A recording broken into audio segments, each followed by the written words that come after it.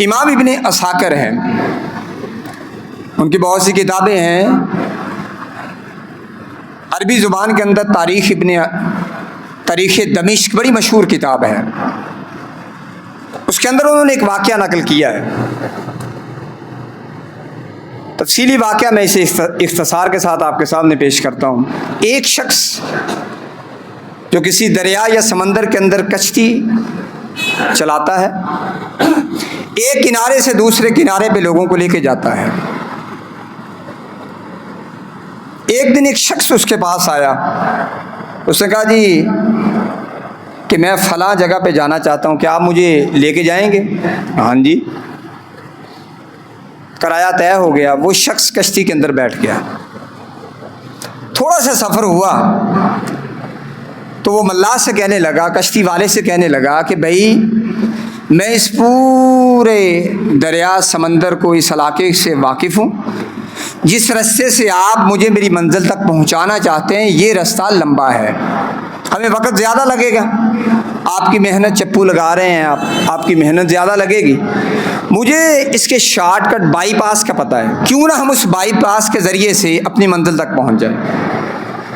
وہ کہنے لگا جی گزارش یہ ہے کہ میں نے وہ رستہ دیکھا نہیں ہے، میں اس کے اتار چڑھاؤ سے نشیب و فراز سے واقف نہیں ہوں، میں نے جو رستہ دیکھا ہے میں اسی پہ جاؤں گا۔ کہنے لگا جی نہیں، ہم دوسرے راستے سے چلتے ہیں۔ ان کی تکرار ہوئی، اس نے ڈرایا دھمکایا، ملاح نے اس مسافر کے ارادے کے مطابق کشتی کو موڑ لیا۔ دریا کے اندر ایک چھوٹے سے جزیرے پہ، تنگ رستے سے ایک جزیرے پہ وہ کشتی مسافر لے گیا۔ ابھی کشتی رکی نہیں ہے، ڈرائیور کی نگاہ بڑی دور تک جاری ہوتی ہے۔ اس ملاح نے دیکھا کہ وہ جو چھوٹا سا جزیرہ تھا وہاں بہت سی لاشیں پڑی ہوئی ہیں۔ اب اس نے وہ لاشیں دیکھی وہ پریشان ہو گیا کہ میں اکیلا آدمی ہوں اور یہ اپنی مرضی اور منشا کے مطابق مجھے ادھر لے کے آیا، اس کا مطلب یہ مجھے یہاں پہ قتل کر دے گا۔ وہاں پہ پہنچے، اس نے کہا نیچے اترے۔ ملاح نے کہا یہ بندے تو نے پہلے بھی مارے ہیں، اب تو مجھے بھی مارے گا، بھائی میری کشتی لے لے، میرے پاس اتنے پیسے ہیں یہ لے لے، یہ میرے پاس اسباب زندگی ہیں یہ لے لے، یہاں سے میں جیسے تیسے مرضی دوڑ جاؤں گا لیکن میری جان بخشی کر دے۔ اس نے کہا تیری کیوں جان بخشی کروں، مجھے تو لوگوں کو مارنے کا شوق ہے، میں لوگوں کو قتل کرتا ہوں، اور تو میری کوئی چاہت ہی نہیں ہے، میں نے تجھے بھی یہاں پہ قتل کرنا ہے۔ اس شخص نے اس کو بتایا کہ بھئی قتل کرنے کی یہ سزا ہے، اللہ تجھے دنیا میں یہ سزائیں دے گا آخرت میں۔ اس نے کہا جی مجھے یہ درس لیکچر نہ جھاڑو، میں بڑے دنوں سے تجھے ٹریپ کرنے کی کوشش کر رہا تھا، آج تو میرے ہاتھ چڑھ گئے ہیں، مجھے یہ باتیں نہ بتاؤ، مجھے سارے میں نے یہ سبق پڑھے ہوئے ہیں۔ بالاختصار جب اس نے یہ بات سمجھ لی کہ میری جان خلاصی نہیں ہوتی تو اس نے کہا یار ایسے کر بھائی، مار تو نے مجھے دینا ہے، ایک شفقت کر میرے اوپر، ایک احسان کر دے مارنے سے پہلے۔ اس نے کہا جی بولیے۔ کہا جی میں 2 رکعتیں پڑھوں گا، مجھے 2 رکعت نفل پڑھنے کا وقت دے دیں۔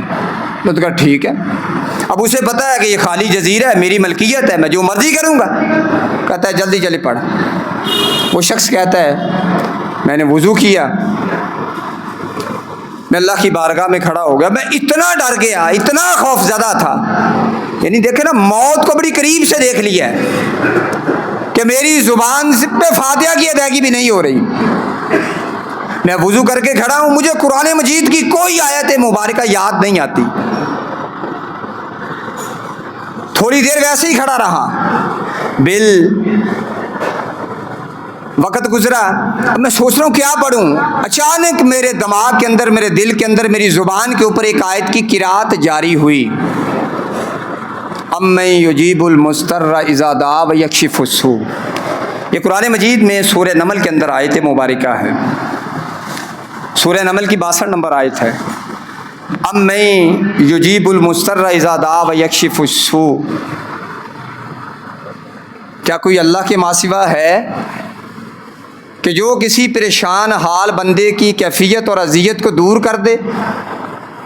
میں یہی آیت مبارکہ پڑھے جا رہا ہوں یہی آیت مبارکہ پڑھے جا رہا ہوں. میں نے اس آیت کو اتنا پڑھا کہ مجھے نہیں پتا سجدے میں کیا پڑھنا. میں وہاں بھی یعنی پوری 2 رکعتوں کے اندر میں یہی پڑھے جا رہا ہوں. میں سلام پھیرنے کے قریب پہنچا تو ابھی میں نے سلام نہیں پھیرا, محسوس ہوا کہ پیچھے سے کسی تیز رفتار گھوڑے پہ کوئی شخص سوار ہو کے آیا ہے.